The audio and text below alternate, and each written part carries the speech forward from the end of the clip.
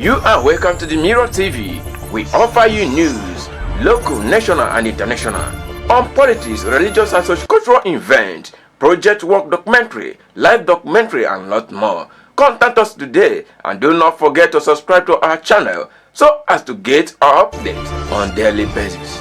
I've had the privilege in my past life to be a politician. So when you talk about mad dogs and corrupt people and bias, I cringe. The judiciary should not be seen mingling with politicians. Who are the judiciary? They're Nigerians. And I think that's for me, I think that is the root of the problem. Somehow, you become a governor and you're no longer a Nigerian. Somehow you become a judge, you're no longer a Nigerian. You're a president and you're no longer a Nigerian. And that is the root of the problem. It is a Nigerian problem. If you're a corrupt Nigerian and you're made a judge, you will be a corrupt judge.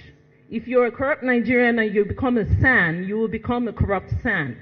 The problem is a Nigerian problem. It starts from the home, it starts from the communities. We don't even hold each other accountable any longer. So, sir, I equally have a question for you. Perhaps we should legislate who people marry. Why should a prominent politician's wife be able to be a judge? It should be against the law. You see somebody that I laugh at it. He's a prominent politician and his wife climbs up and becomes a Supreme Court justice. We have to regulate these things. And some people will say, how can you regulate love? You're not regulating love, you're regulating sanity and discipline. If your wife needs to be a judge, then you need not be an elected official. You must pick one. Let us get serious. Let us get serious. You hear court judgment, and the judge sitting there is the wife of a senator, and the senator comes on the floor of the Senate and tells us, well, in the bedroom, I have negotiated for some of you, and we laugh. So I'm calling on all of us, because I was talking to my friend, Dr. Gash. I was saying to him that the simplistic response to all of our problems is to blame the judiciary. The simplistic solution to all our problems is to blame politicians. If I didn't tell you today that I am a politician, or I was a politician before I went on sabbatical, I don't look like one. I don't speak like one. But let me tell you another problem before I sit down, having listened to our speaker. The bigger problem is, I have to humbly tell you that the politicians you see on your television, in the Senate, the National Assembly, are finished products of a very corrupt root. I remember the first time I was just coming back from the US when I ran for Federal House of Reps.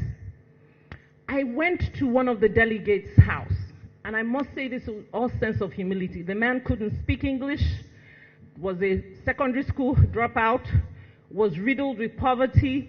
I was trying to understand, how can this man gauge if I'm good enough to represent him? I could barely sit on his seat. The house was filthy. All of you politicians know what I'm talking about.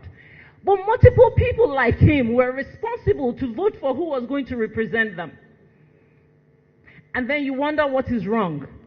With all due respect, it's not lawyers that pick these people. It's not people seated here that choose who is going to represent their parties.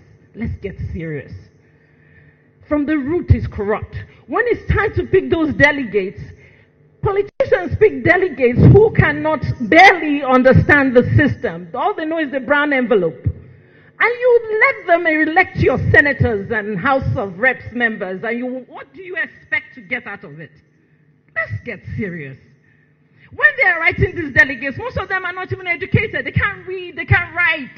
They don't understand anything. They're waiting for the bags of rice. They don't care about issues. Give me the money. And then finally, because maybe this is not the right time to say all this, but finally, before I sit down, I want to challenge us. Are you waiting for your turn? Because the last election to me was the most sincere. A man who is now, with all due respect, our president, said it is his turn, I felt that was the most sincere statement, because amongst the political class, amongst the judges, amongst the judiciary, the legislative, all of us are waiting for our turn. Our turn for the embarrassingly reality that we are left to cater to ourselves. The very nature of the Nigerian state is what is creating the electoral rot. Every Nigerian is taking care of themselves. So when you are elected, when you're looking for office, you're looking for a means to take care of yourself. Pay school fees, pay for your electricity, pay for water, pay for the road, pay for everything. Even your security you pay for. So tell me, how can you elect me and expect me, who is coming for my own slice of the national cake, to protect yours? The problem is all of us sitting here and those sitting out there. It may be simple to hold the judiciary responsible, but what I hold them responsible for, with all due respect, is before you became a judge, you were a Nigerian. And sir, because you're the governor we're seeing, you were once a governor, and now you are the chairman of the ruling party. Before all of that, you were a Nigerian. Let's think about Nigeria first.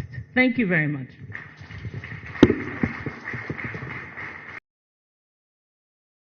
Benita Olise, The Mirror TV.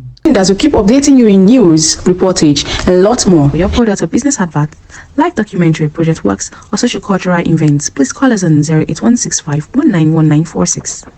The Mirror TV, we stand to give you the best.